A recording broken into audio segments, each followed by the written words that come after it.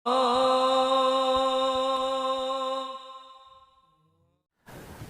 sini kami insyaallah akan menjelaskan bagaimana Bapak Maulana Syekh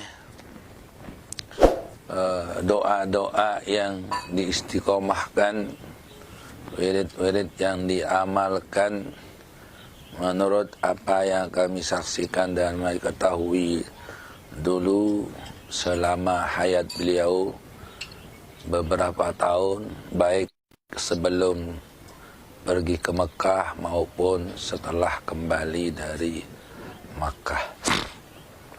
Bapak Maulana Syekh Kiai Haji Muhammad Zainuddin Abdul Majid Al-Anfanani Al-Masyhur, beliau yang doanya, doa ada berbeda-beda. Ya, setiap beliau berdoa,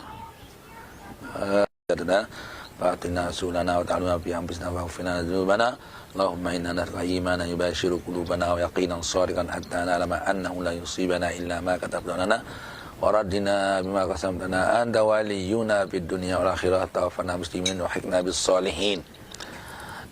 Dan juga doanya Allahumma ya Allah ya nuras samawati Allah fiqna wa iyyahum linasri liwa'inahatil watan fi khairin wa lutfin wa afiyah. Kemudian doa jagat Allahumma rabbana atina fid dunya hasanah wa fil akhirati hasanah wa qina adzabannar. Dan shalawat nahdlatain di akhir doanya. Dan juga yang tidak pernah ditinggalkan oleh Bapak Maulana Syekh, doa hassantu nafsi wa iyyakum bil hayyil qayyumil ladzi la yamutu abada wa dafa'tu anni wa ankumus su'a bi alfi la haula wa la quwwata illa billahil azim. Itu yang sepertinya setiap waktu tidak pernah ditinggalkannya. Adapun wirid-wirid sebelum doa ini adalah mulai dengan istighfar, dengan la ilaha illallah wahdahu la syarika lah, lahul mulku wa lahul hamdu wa yumiitu ala kulli syai'in qadir, Allahumma antas salam sampai akhir. Yang biasalah sampai kita itu laqad ja, kemudian fa'in tawallau, kemudian sampai Allahumma la mani'a, sampai kepada wa may yattaqillaha yaj'al lahu makhrajan wa yarzuqhu min haitsu la yahtasib wa may yatawakkal 'ala Allah fa hasbuhu innallaha balighu amrihi qad ja'ala Allahu syai'an qadra. Itu dari awal yang biasalah dipakai oleh para imam-imam kita yang sekarang yang mengikuti cara Bapak Maulana Syekh itu. Kemudian untuk peraturan fa'in tawallau itu, beliau katakan bahwa tempatnya dibaca 7 kali fa'in tawallau faqul hasbiyallahu la ilaha illa huwa alaihi tawakkaltu wa rabbul arsyil azim, itu pada setelah maghrib dan setelah subuh, tempatnya 7 kali. Adapun yang lain-lain 1 kali saja. Laqad ja'akum rasulun min anfusikum azizun 'alaihi ma anittum harisun 'alaikum bil mu'minina raufur rahim fa in tawallaw qul hasbiyallahu la ilaha illa huwa alaihi tawakkaltu wa rabbul arsyil azim. Ini fa in tawallaunya ini sampai akhir. Kalau di waktu subuh dan di waktu maghrib diulangi 7 kali fa in tawallaunya, fa in tawallaw faqul hasbiyallahu la ilaha illa huwa alaihi tawakkaltu wa rabbul arsyil azim. Tetapi kalau di Isya, Zuhur, Asar itu satu-satu saja, yaitu tidak ada diulangi 7 kali. Itu kemudian dia subhanallahnya dan alhamdulillahnya, Allahu Akbar secara sir, kita sendiri yang jalan. Misalnya ilahi rabbi subhanallah, Allah subhanallah, subhanallah, subhanallah. Terus 33 kali Allah alhamdulillah, alhamdulillah, alhamdulillah, alhamdulillah, Allahu Akbar, Allahu Akbar, Allahu Akbar, Allahu Akbar. Jadi begitu waktu mulai saja dia jahar, kemudian dia setelahnya baru tahlil abdul zikri la ilaha illallah, terus la ilaha illallah. Ngaji kita kerja sendiri maju, artinya lanjutkan sendiri. Nah, barulah beliau berdoa dengan doa yang banyak doanya, cuma tadi yang yang saya sampaikan tadi adalah doa yang tidak pernah didengarkan. Adapun yang lain-lain itu berbeda-beda lah. Itu di waktu itu, tetapi kalau kita di abror, itu di mana-mana. Kalau ini kan dia pergi ke undangan dan sebagainya itu dan ini. Adapun waktu di abror itu yang tadi itu cuma waktu di abror itu subuh yang panjang sekali. Kalau subuh itu subuh sampai beliau 3 kali berdoa di waktu subuhnya.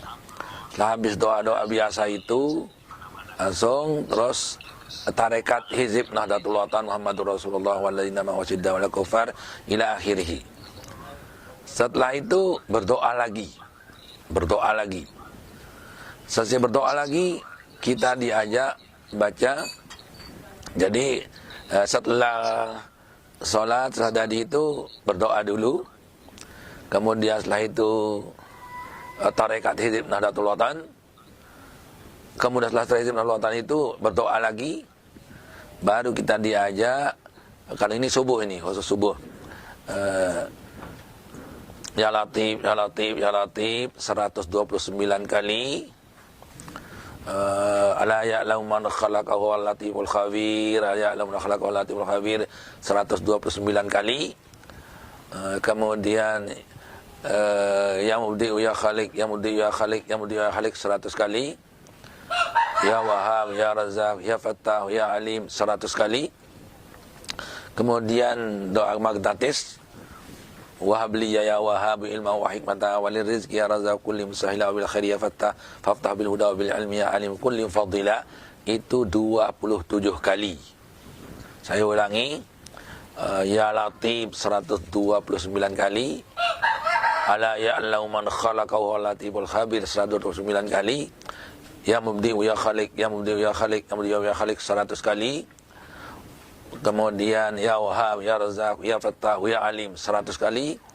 Kemudian Wahabli Ya Wahhab ilma wa hikmata walir rizki ya Razzaq kulli musahila wa bil khairi ya Fattah faftah bil huda bil ilmi ya alimu kulli mufaddila. Itu 27 kali. Baru beliau berdoa kembali. Jadi doa yang ketiga sudah. Nah, begitu selesai berdoa yang ketiga, barulah kita diajak salaman setelah subuhnya. Itu baru kita bubar. Kemudian di waktu hari Jumat beliau menjadi ayatnya selalu sabbisma rabbikal a'la dengan hal ataka hadisul ghasyiyah. Kecuali kalau beliau ada uzur, baru yang lain. Itu. Jadi kalau ada uzur, baru yang lain. Tapi kalau biasa itu hanya sabbisma rabbikal a'la dan hal ataka hadisul ghasyiyah. Itu yang setiap Jumatnya, kecuali kalau ada uzur. Dan waktu bulan puasa, ya, waktu bulan puasa, khusus bulan puasa di hari Jumat yang kami ikuti dulu, beliau tahlilnya yang banyak sekali, sampai mungkin lebih 500-an atau sampai 1000 mungkin, panjang sekali. Tapi khusus di bulan puasa hari Jumat atau setelah selesai Jumat dan di bulan puasa kami ikuti dulu sampai akhir. Memang banyak seorang yang tidak ikutnya pulang, saya tidak ikutnya, tapi yang banyak yang ikut itu diajak kita panjang, karena kan tidak ada kerja setelah Jumat, jadikan makan tidak, segala tidak. Akhirnya beliau ajak kita sampai di Masjid Pancor ini, di Masjid Pancor. Dia bukan di Abror, di Masjid Pancor, ya, memang Jumat di masjid kan. Di Masjid Pancor itu tidak pernah saya hitung, mungkin saja itu pernah sampai 1000 mungkin dia itu sampai kita ngantuk terkadang itu. Beliau tidak ngantuk-ngantuk. Itu. Jadi itu cara beliau di waktu hari Jumat. Adapun waktu beliau menjadi imam di lain hari Jumat, biasanya saya dengar itu adalah Qul ya ayyuhal kafirun dan Qul huwallahu ahad. Itu aja ayatnya. Itu yang sir kita tidak tahu. Tapi kalau beliau itu jahar, yang pengalaman yang kami jumpai, entah apa rahasianya, sehingga beliau hanya Qul ya ayyuhal kafirun dan Qul huwallahu ahad. Sehingga waktu kami di Mekah Al-Mukarramah, kami ada mendengar sebuah hadis bahwa ada seorang dilaporkan oleh jamaahnya bahwa imam itu hanya jadi ayatnya adalah waktu sholat saya pakai ayat Qul huwallahu ahad saja. Oh, apa alasanmu?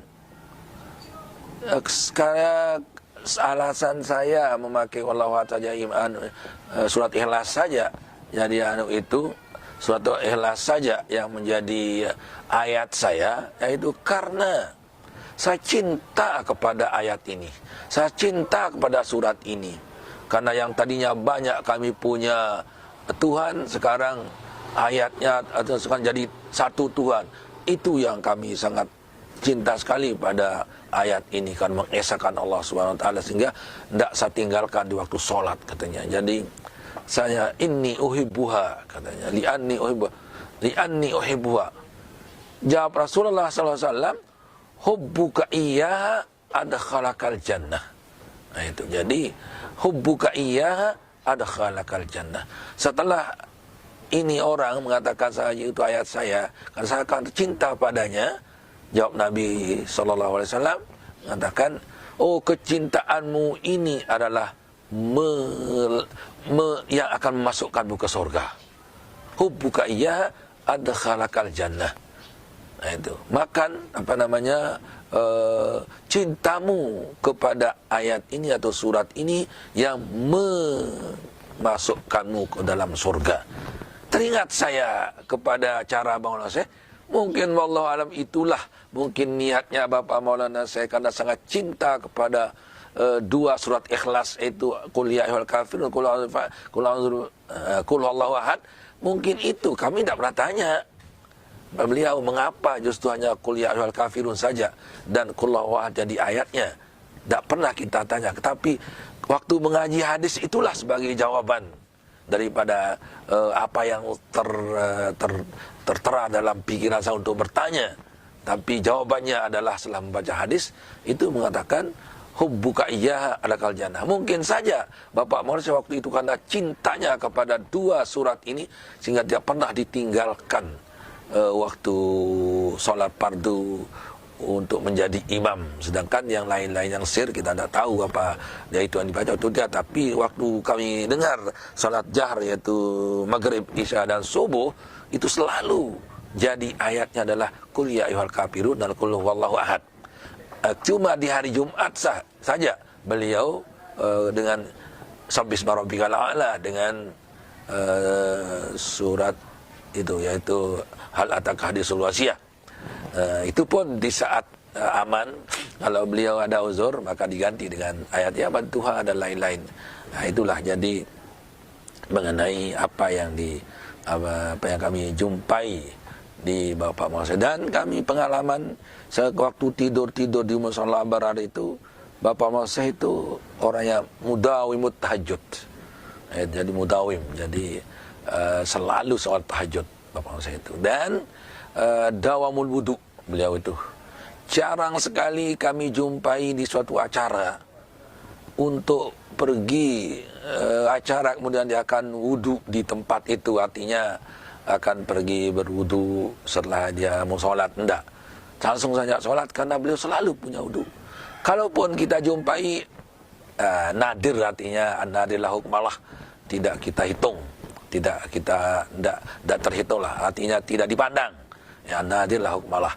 Jadi yang biasanya kami ikuti selalu dia dalam keadaan wudu, dan jarang sekali atau hampir tidak pernah kita menjumpai beliau akan pergi wudu di saat dia akan sholat di waktu di mana-mana. Itu jarang itu.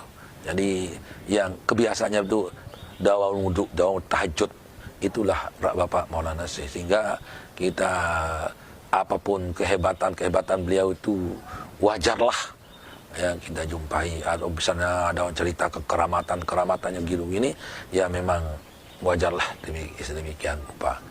Nah, itulah yang sekedar menurut pengetahuan kami waktu itu. Wallahu alam, selebih dan kurangnya kami tidak tahu ke dalam. Hanya ini kami saksikan di luar, artinya adapun dakhili rumahnya tentunya istri dan anak-anak beliau yang lebih tahu. Cuma beliau ceritakan istrinya aja itu, bahwa di antaranya yang diceritakan adalah yang lain-lain ada yang ceritakan Allah, cuma Ummu Fatmah segala-galanya terpanjang bisa. Kemudian Ummi Adaniyah pintarnya masak dan pintar berusaha. Kemudian Ummu Rahmatullah itu rajin salat tasbih dan baca Quran. Kemudian itu apa namanya, si Ummi Zuhriyah. Ummi Zuhriyah adalah beliau mengatur administrasi madrasah, membantu beliau dalam madrasah. Itulah yang kami dapat sampaikan. Adapun yang lain-lain tidak menafikan, tidak punya kelebihan, tetapi beliau inilah yang diceritakannya. Nah, sekian dan demikianlah, mudah-mudahan manfaatnya kita semua. Amin ya rabbal alamin. Wallahu fiqh wal hadi ila sabil rasyad. Subhanakallahumma wa bihamdik, asyhadu an la ilaha illa anta, astaghfiruka wa atubu ilaik. Wassalamualaikum warahmatullahi wabarakatuh.